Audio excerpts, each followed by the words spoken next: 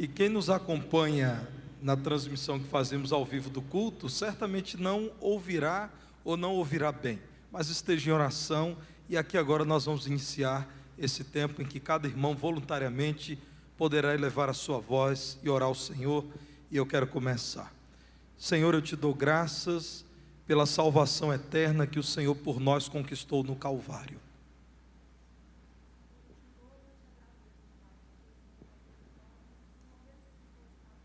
Amém.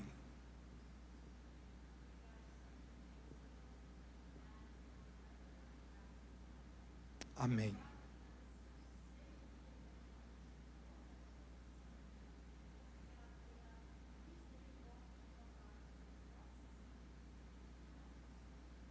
Amém.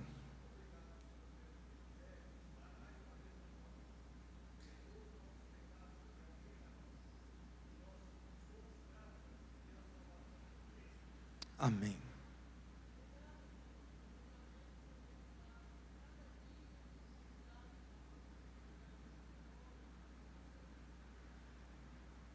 Amém.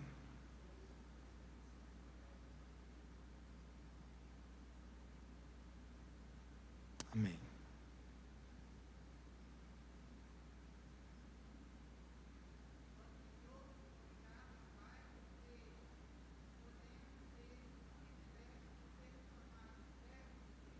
Amém.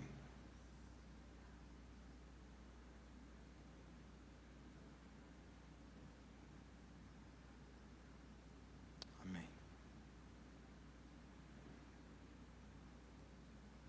Amém. Graças a Deus por tantos motivos de louvor e de adoração ao Senhor. Pode sentar, meus irmãos. As crianças nesse momento se despedirão de nós por um curto período, participando do culto infantil.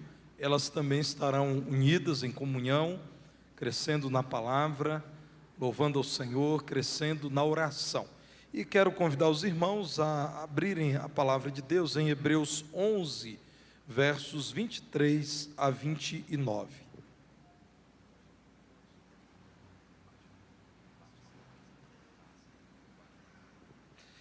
Meus irmãos, estamos estudando expositivamente a epístola aos Hebreus.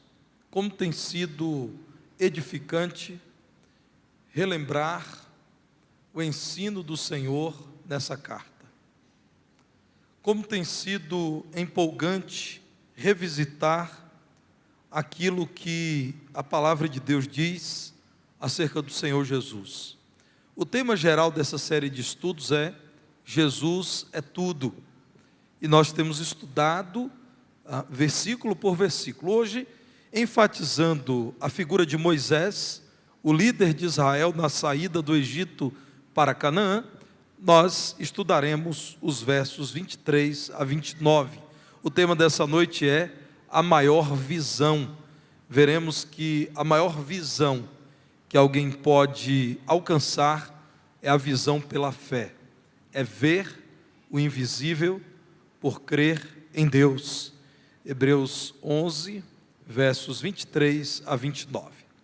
Pela fé, Moisés, apenas nascido, foi ocultado por seus pais durante 3 meses, porque viram que a criança era formosa.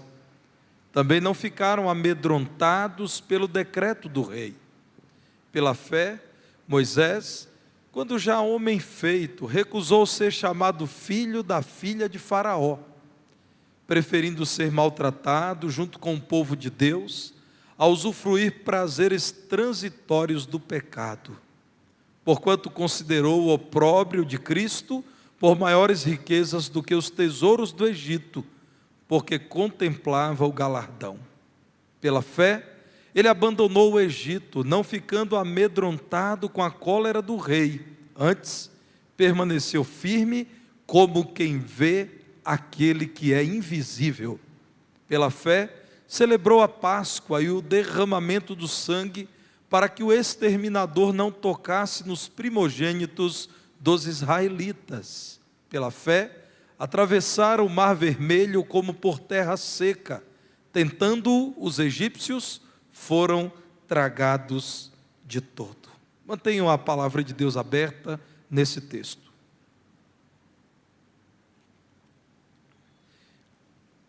Os primeiros exemplos de vida pela fé, ou de quem vê pela fé aquilo que parece invisível, para Moisés, foram os seus pais Arão e Joquebede. Eles tiveram os filhos Moisés e Arão, e eram da descendência de Levi. A palavra do Senhor narra a história dessa família, e como eles, sendo descendentes de Levi, foram mantidos pelo Senhor na liderança do povo de Deus na história da salvação. Diz a palavra de Deus, no verso 23, que Moisés nasceu num tempo muito difícil, em que havia um genocídio acontecendo no Egito. Um homem incrédulo, portanto, desprezava a vida criada por Deus, decidiu que a melhor forma de exterminar a descendência do lendário José do Egito era mandar matar todos os meninos judeus nascidos no Egito. A estratégia de Faraó era a seguinte: esse povo judeu vive no Egito e já está em maior número do que nós egípcios, e portanto tem maior poder numa guerra do que nós. Vamos matar os meninos, porque eles não poderão crescer, gerar filhos, e não haverá mais linhagem contada a partir dos meninos, como era costume dos judeus. A ideia era exterminar os judeus. Essa foi a primeira grande tentativa de extermínio dos judeus. Outras aconteceram além da história, ao longo da história. A mais conhecida pelo alcance foi a matança promovida por Hitler e o seu terceiro Reich, por meio daquele modelo político chamado nazismo. E graças a Deus, o povo judeu não foi exterminado, porque Deus tem preservado esse povo. A palavra do Senhor diz que naquele tempo difícil, nasceu um filho a Arão e Joquebede, e esse menino veio a ser chamado Moisés. Depois veremos o motivo dele ter recebido esse nome. Irmãos, quem não executasse a ordem do rei seria sentenciado à morte, provavelmente toda a família, para que isso servisse de exemplo que era intolerável no Egito a desobediência à ordem do rei. A palavra do Senhor nos diz que fizeram não apenas isso quando ele nasceu, mas ainda esconderam Moisés por longos 3 meses. Talvez em sua cabeça você imagine que Moisés nasceu numa casa como a sua, em que é possível fechar portas e janelas, deixar um menino em um quarto, afastado dos vizinhos, e até decidir criar o menino assim. Não, nós estamos falando de um povo humilhado no Egito, vivendo na pobreza, em casas pequenas e precárias, e mais, havia delatores entre os judeus que queriam ter algum benefício político ao delatarem um desobediente, e também havia a constante ronda, a vigilância dos soldados egípcios sobre o povo judeu. Então, irmãos, somente pela fé, muito mais do que um ato de bravura, somente vendo a graça de Deus num contexto de falta de graça, poderia esse casal fazer o que fez. Mais do que coragem, mais do que determinação, eles creram mesmo que Deus poderia preservar essa criança. Eles não viram um filho que seria morto em breve. Diz o verso 23 que eles viram que a criança era formosa, e também não ficaram amedrontados pelo decreto do rei. Moisés recebeu a influência desses pais, irmãos. Um homem e uma mulher que pela fé viveram e transmitiram ao seu filho o que é a visão da vida pela fé. Queiram observar aquilo que nos diz Êxodo, no capítulo 2, os versos 1 a 10. Esse é o livro que detalha o nascimento de Moisés. Foi-se um homem da casa de Levi e casou com uma descendente de Levi. E a mulher concebeu e deu à luz um filho, e vendo que era formoso, escondeu-o por 3 meses. Não podendo, porém, escondê-lo por mais tempo, tomou um cesto de junco, calafetou com betume e piche, e pondo nele o menino, largou-o no carriçal à beira do rio. A irmã do menino ficou de longe para observar o que lhe haveria de suceder. Desceu a filha de Faraó para se banhar no rio, e as suas donzelas passeavam pela beira do rio. Vendo ela o cesto no carriçal, enviou a sua criada e o tomou. Abrindo-o, viu a criança, e eis que o menino chorava. Teve compaixão dele e disse: este é menino dos hebreus. Então disse sua irmã, a filha de Faraó: queres que eu vá chamar uma das hebreias que sirva de ama e te crie a criança? Respondeu-lhe a filha de Faraó: vai. Saiu, pois, a moça e chamou a mãe do menino. Então lhe disse a filha de Faraó: leva este menino e cria-mo, pagar-te-ei o teu salário. A mulher tomou o menino e o criou. Sendo o menino já grande, ela o trouxe à filha de Faraó, da qual passou ele a ser filho. Esta lhe chamou Moisés e disse: porque das águas o tirei. Você seria capaz de ver um futuro promissor para um menino com apenas 3 meses de vida, que é colocado sob o sol escaldante do norte da África, no Egito, num grande e perigoso rio, que é o rio Nilo, dentro de um cesto, e acreditar que ele teria um bom futuro? Irmãos, isso é lição para nós, que às vezes recebemos do Senhor um filho com alguma limitação física, uma síndrome, um defeito, uma dificuldade. Nós precisamos ver pela fé aquilo que os nossos olhos querem negar. Que futuro poderia existir para um menino como esse?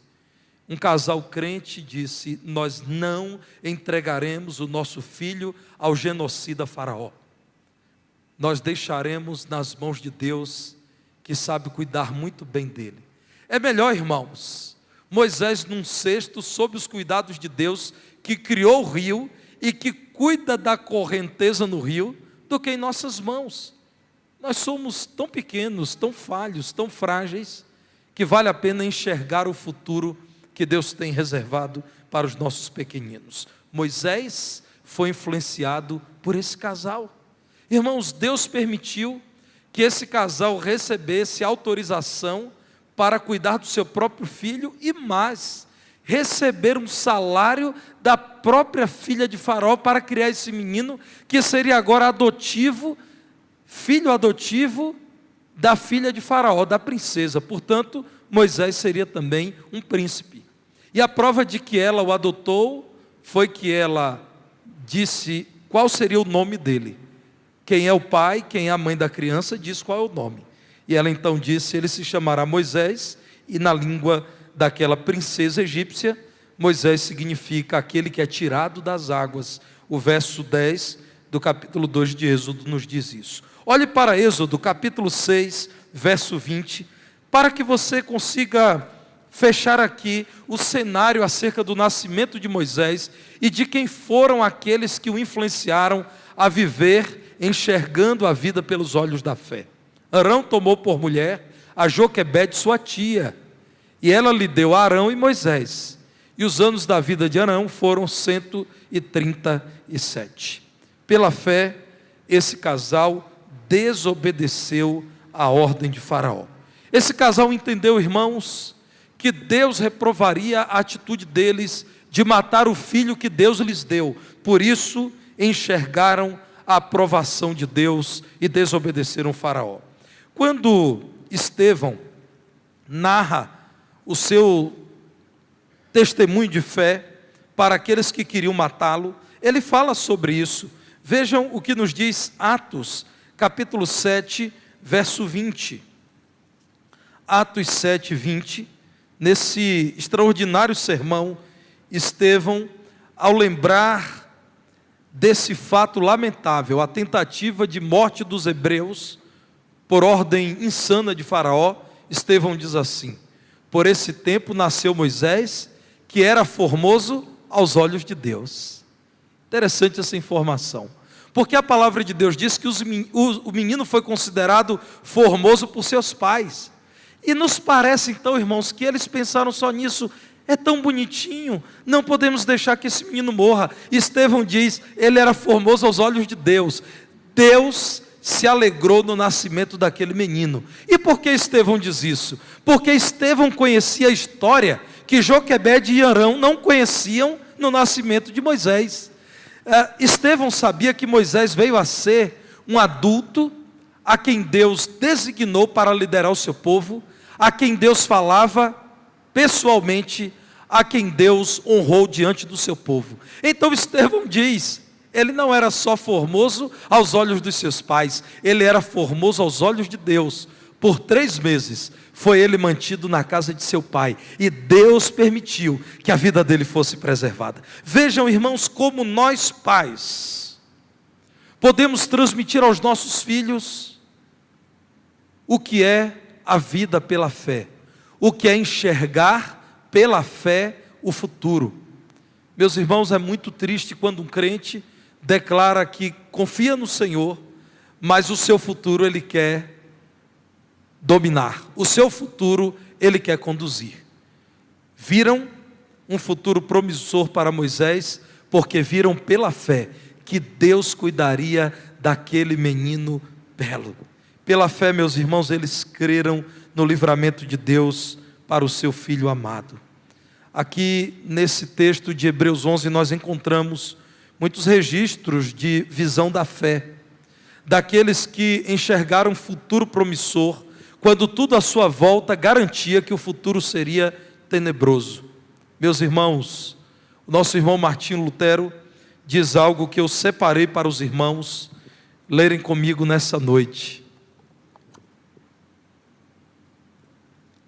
Vamos ler juntos, irmãos? Leiamos.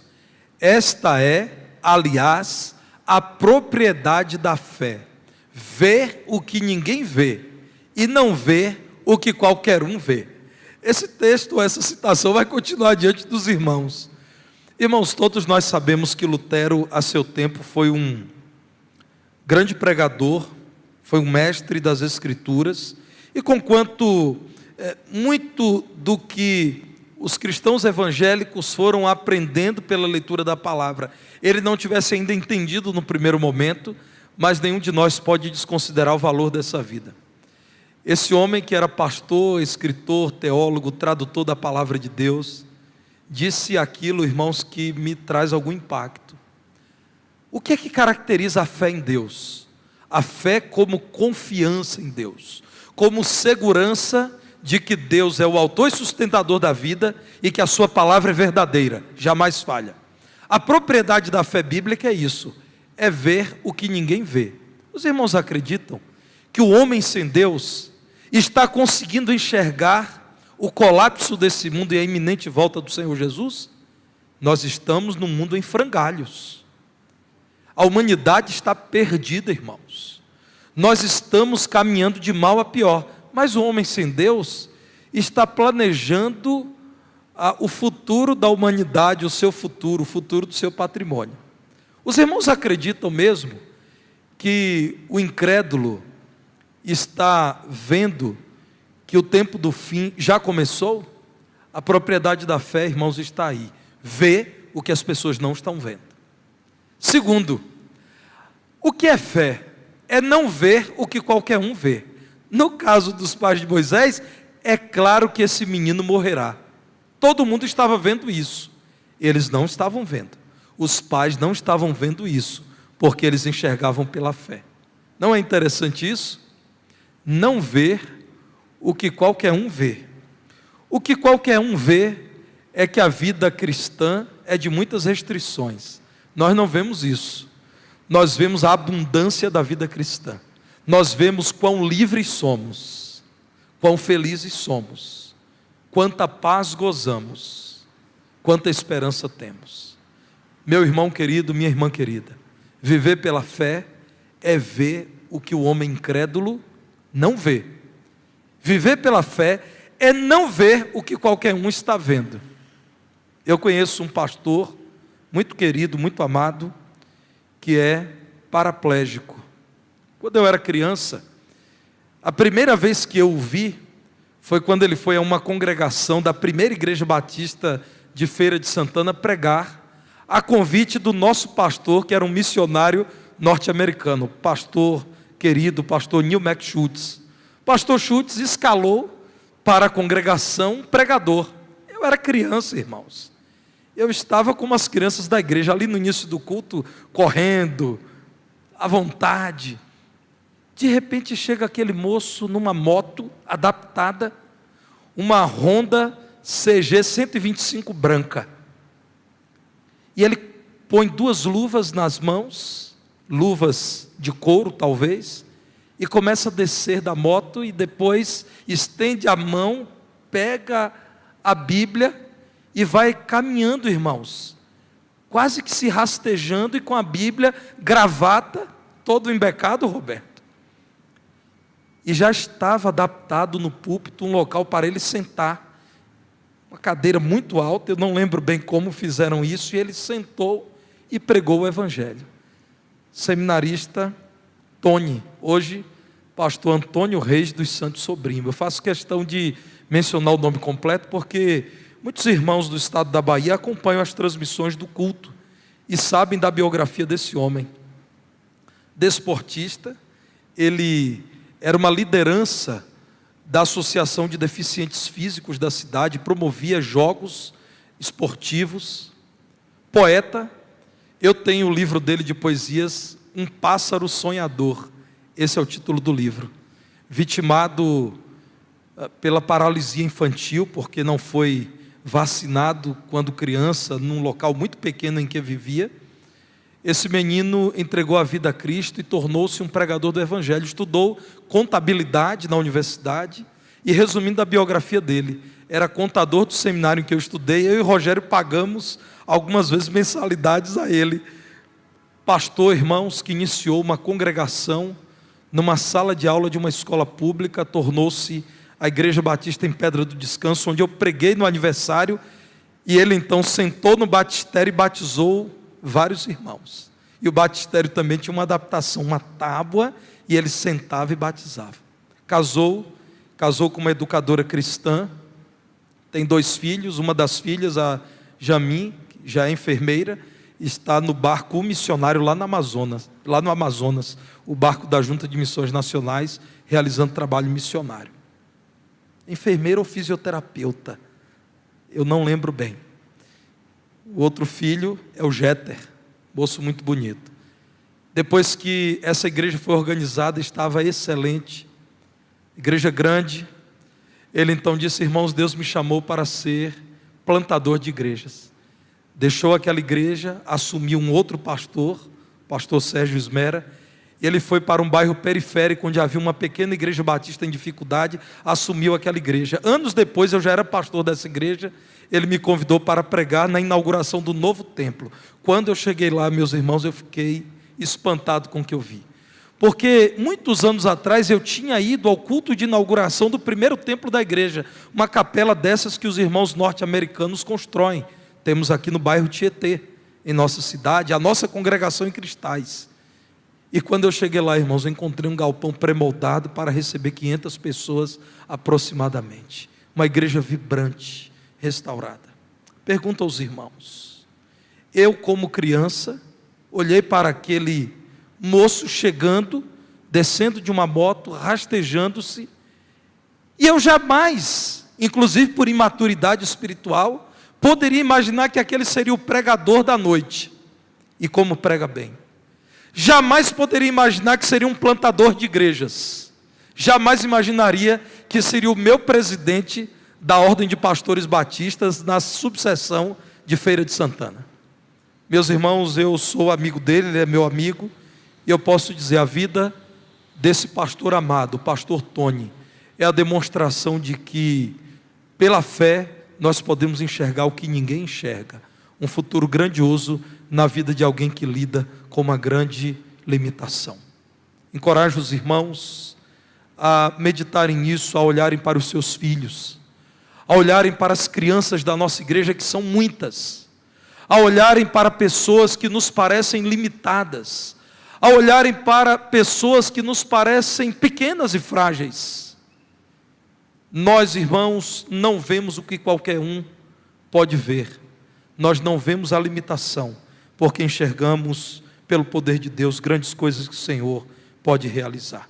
Voltem para Hebreus 11, verso 24. A palavra de Deus diz que esse Moisés cresceu, criado pela filha de Faraó. Agora ele tinha prestígio e influência, vivia na corte do Egito. Quando já homem feito, o que ele fez? Disse: eu sou hebreu, eu sou judeu, eu não sou egípcio, eu não virarei as costas para o meu povo. Verso 25, ele preferiu ser maltratado junto com o povo de Deus, a usufruir prazeres transitórios do pecado. Ele pecaria muito se continuasse vivendo na corte, porque ele teria que reverenciar o rei do Egito como se um Deus fosse. Ele se envolveria com festas indevidas, profanas, mas ele teria conforto, luxo, prestígio, nenhum problema financeiro por toda a vida. A palavra do Senhor diz que pela fé, Moisés recusou assumir a posição de filho da filha de Faraó, que talvez lhe colocasse até na sucessão do Faraó. Recusou as glórias e o conforto do Egito, porque pela fé, ele enxergou o plano de Deus para o seu povo humilhado no Egito. Moisés sabia da pobreza, da tristeza da vida dos hebreus, mas ele sabia que aquele era o povo de Deus, e o povo de Deus estava numa incubadora, e seria então levado para fora do Egito. Em algum momento seria um povo próspero, que exaltaria o Senhor e a sua glória aos olhos de toda a humanidade. Olhem para o que Estevão diz, Atos 7, versos 21 e 22, irmãos. Atos capítulo 7, verso 21. Quando foi exposto, a filha de Faraó o recolheu e criou como seu próprio filho.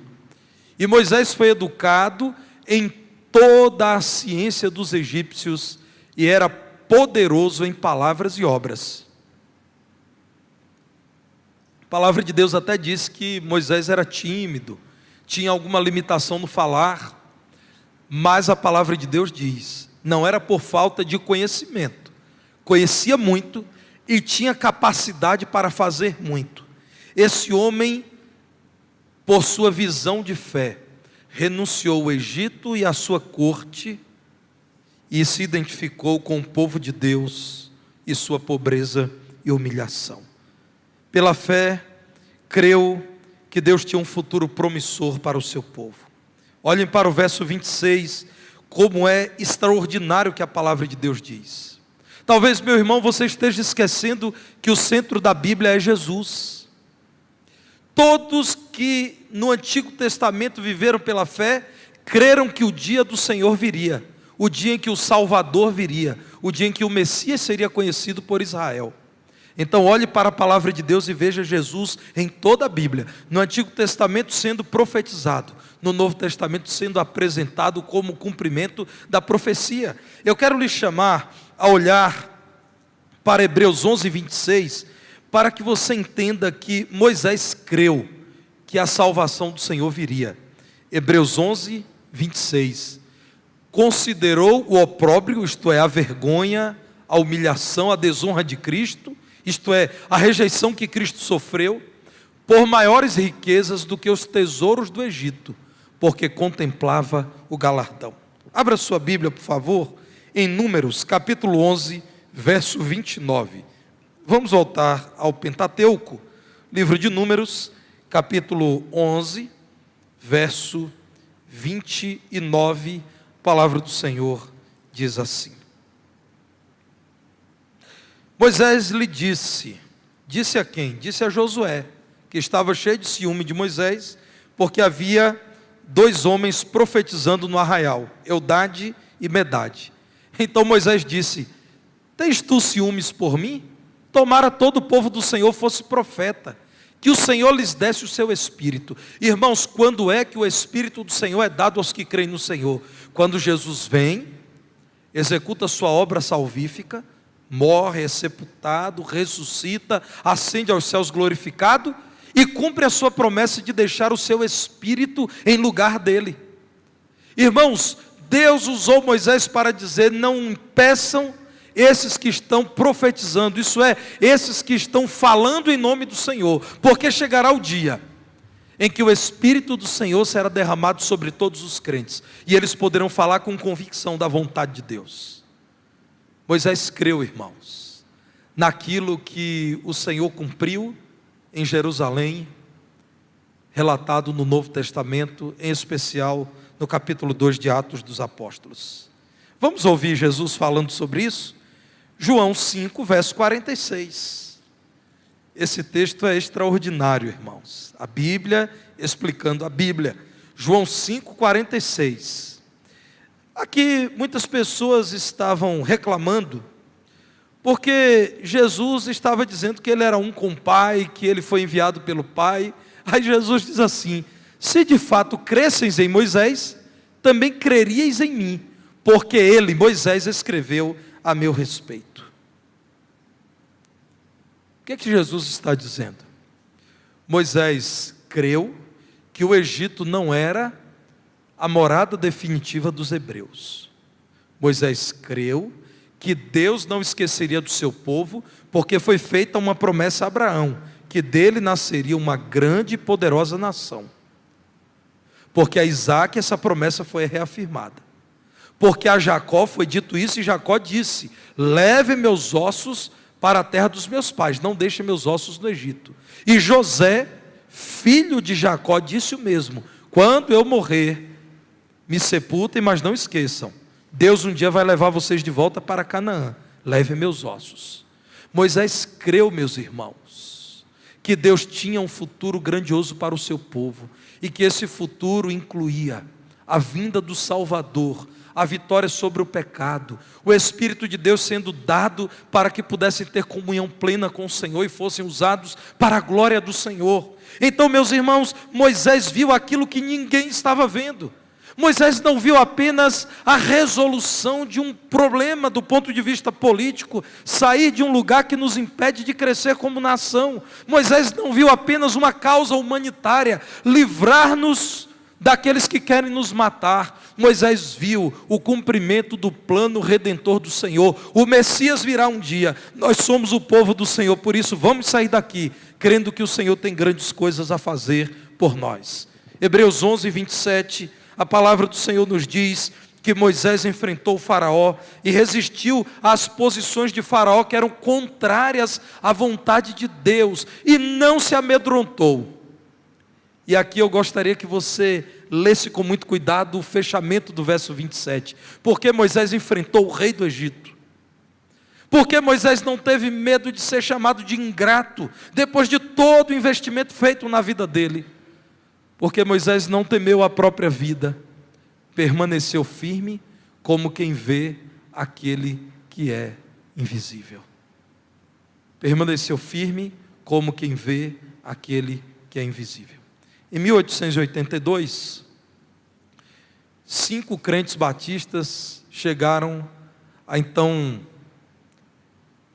Salvador, a cidade de Salvador, que era uma importante cidade por ter sido capital do país, populosa cidade.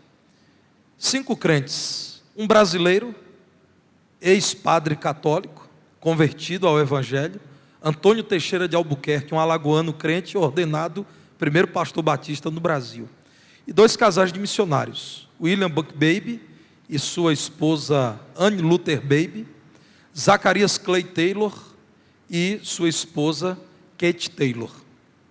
Foram pregar o Evangelho num lugar muito populoso chamado Baixa dos Sapateiros. Abriu a Bíblia, as pessoas passando de um lado para o outro, e com português precário que tinha aprendido no seminário presbiteriano em Campinas, no estado de São Paulo, onde havia um um treinamento na língua portuguesa para missionários de várias denominações. Ele começou a pregar. Recebeu uma pedrada, irmãos, na testa e desmaiou. O pastor William Buckbaby. Desmaiado ao chão, a sua esposa foi ao encontro dele, pôs um guarda-chuva para tentar aliviar do calor de Salvador. Imagine naquele tempo, irmãos, em que todo mundo andava de terno, e ele ao chão sangrando, e abanaram, e acordaram, e ele tomou consciência de que ele estava caído ao chão, e passou a mão à testa, lenço na mão, enxugou o sangue, e perguntou à esposa o que aconteceu, e ela disse: olha, te jogaram uma pedra, não sabemos de onde, e você caiu, desmaiou. E ele disse: eu estava fazendo o quê? Ela disse: eu estava pregando. Em qual texto? Aí ela disse, né, você estava pregando em texto tal.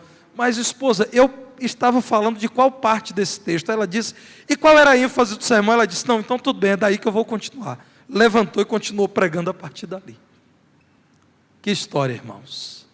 Irmãos, só um crente em Jesus pôde olhar para o povo baiano que apedrejou o pregador do Evangelho e ver o nascimento de uma igreja que foi organizada meses depois, no dia 15 de outubro de 1882, com o nome de Primeira Igreja Batista da Bahia. Nós estamos em 2022, portanto, há 140 anos isso aconteceu. Somente um crente em Jesus pode não ver a pedrada, o machucado, o risco para a saúde e o sangue correndo sobre o seu corpo. Somente um crente em Jesus pode ver que aquele é um povo a ser amado. E continuou pregando. Irmãos, a minha cidade de origem, é uma cidade litorânea, é Valença, recebeu desses dois missionários. Eram 5 crentes, 2 pastores, o irmão Antônio Teixeira de Albuquerque, que ainda não era pastor, e as 2 esposas dos 2 pastores. Um desses 2, Zacarias Clay Taylor, foi de vapor, porque não existia rodovia à época, para a minha cidade natal. Em 1891 fundou a Primeira Igreja Batista de Valença. A minha cidade natal tem uma igreja batista que está com 100 e quantos anos agora, irmãos? Ela é de 1891, 131 anos. Vai completar 129 anos. Façam as contas aí. 1891. Meus irmãos, 131 anos, quase 132. Isso é viver pela fé. É enxergar aquilo que o incrédulo não enxerga. O incrédulo diria, não te querem aqui. O incrédulo diria, você está correndo risco.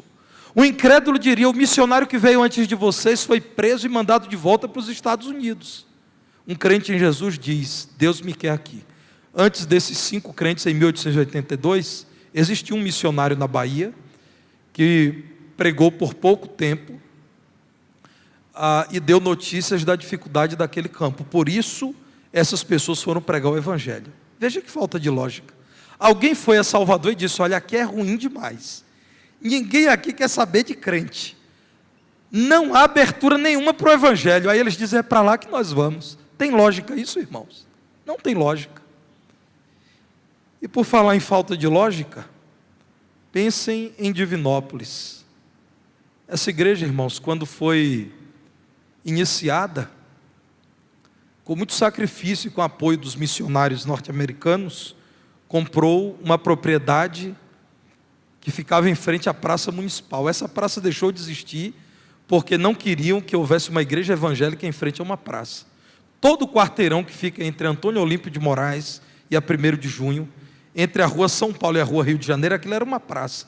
A praça foi desfeita para não ser dada aos crentes a ousadia de ter um templo numa praça. A igreja foi processada, irmãos. E os sacerdotes que processaram essa igreja, acusaram a igreja de ter recebido, de graça do poder público, a propriedade onde construiu o templo. A igreja precisou ingressar com a resposta na justiça, dizendo, procurem a Câmara Municipal.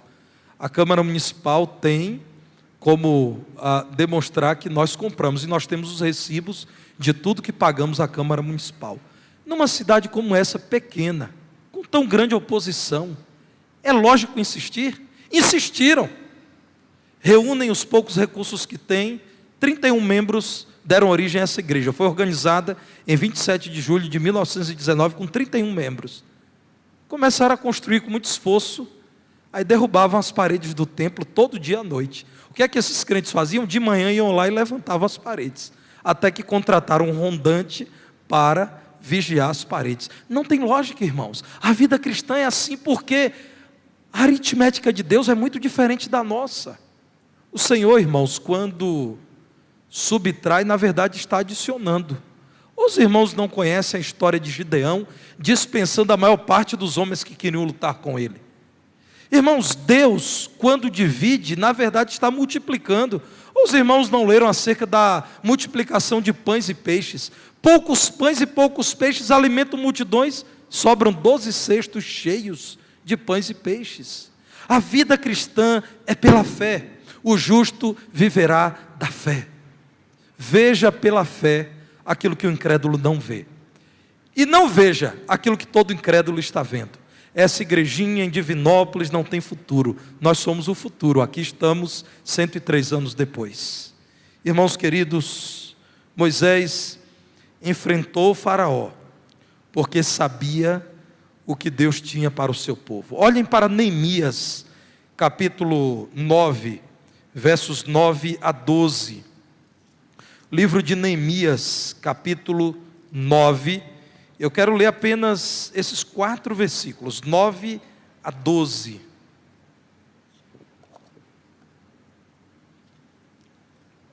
Qual é a oração que é feita diante do Senhor?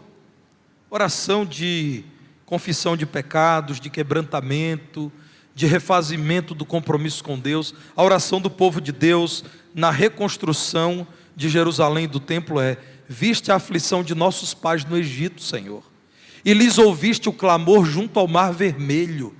Fizeste sinais e milagres contra Faraó e seus servos e contra todo o povo da sua terra, porque soubeste que os trataram com soberba, e assim adquiriste renome como hoje se vê. Dividiste o mar perante eles, de maneira que o atravessaram em seco. Lançaste os seus perseguidores nas profundezas, como uma pedra nas águas impetuosas. Guiaste-os de dia por uma coluna de nuvem, e de noite por uma coluna de fogo, para lhes alumiar o caminho por onde haviam de ir. Moisés viu o cuidado de Deus na saída do seu povo do Egito. Moisés viu o zelo do Senhor ao proteger o seu povo de Faraó e seus exércitos. Moisés viu a direção de Deus. Moisés viu o futuro que o Senhor tinha para o seu povo. Viva pela fé, meu irmão. Abra os olhos da fé, os olhos espirituais. Talvez você esteja cansado de se dirigir pelos olhos naturais. Comece a enxergar pela fé. Leia a palavra de Deus. Tudo que ela diz a seu respeito é o que vai acontecer. Tudo que a palavra de Deus diz acerca da história da humanidade é o que vai acontecer. Tudo que Deus diz a respeito da sua igreja é o que vai acontecer. Nós já sabemos, irmãos, que no fim a igreja vai vencer e triunfante estará com o Senhor no céu. Nós já sabemos que somos mais que vencedores porque somos do Senhor.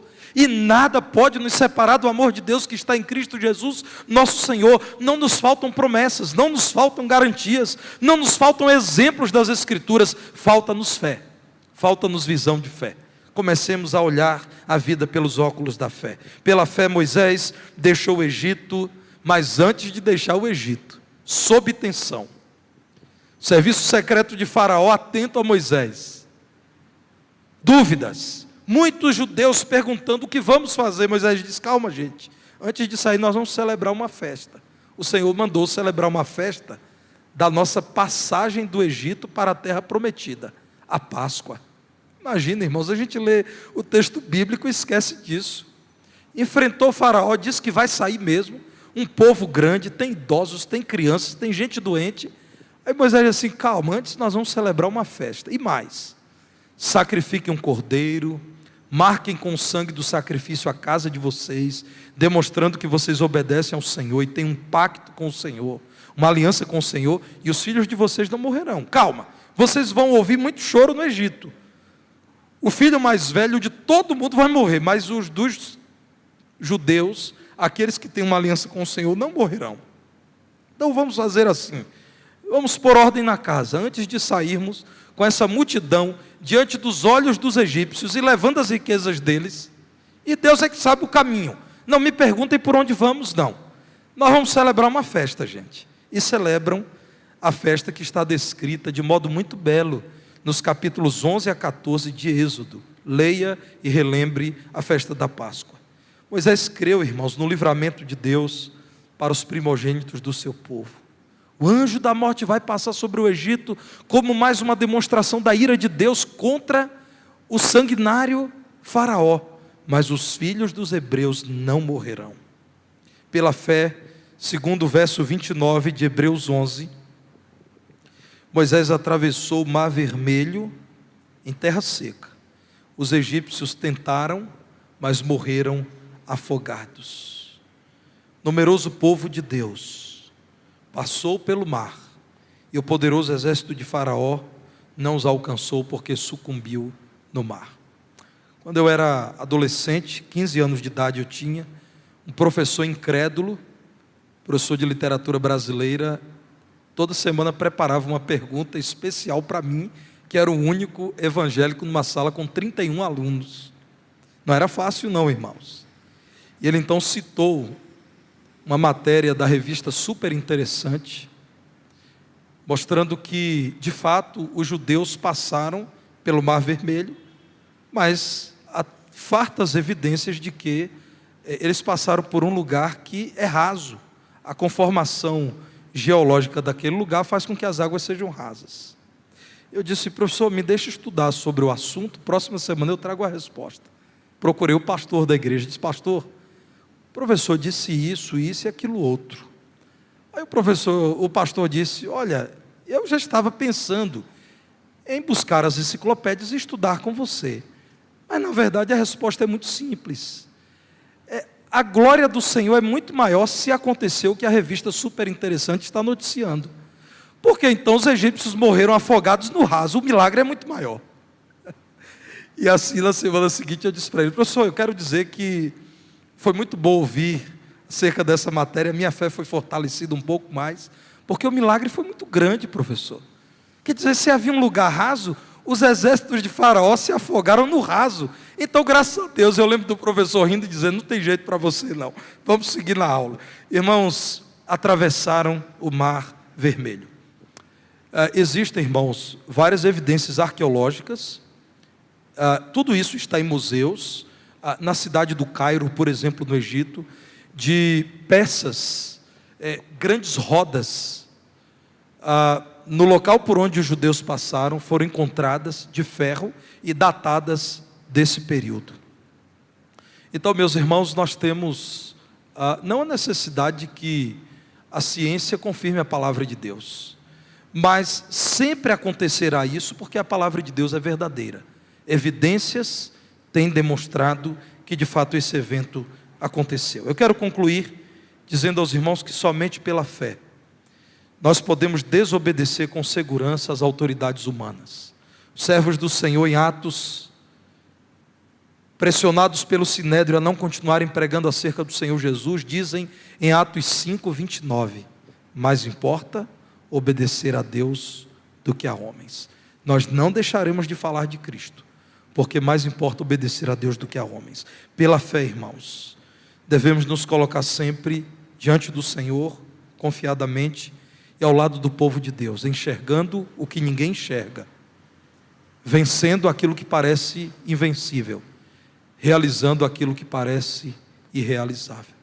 Deus nos dê visão de fé, meus irmãos, sem o que é impossível viver nesse mundo e servir a Deus com fidelidade. Vejam pela fé a grandeza do Senhor e os planos dele. Deus, pois, nos abençoe.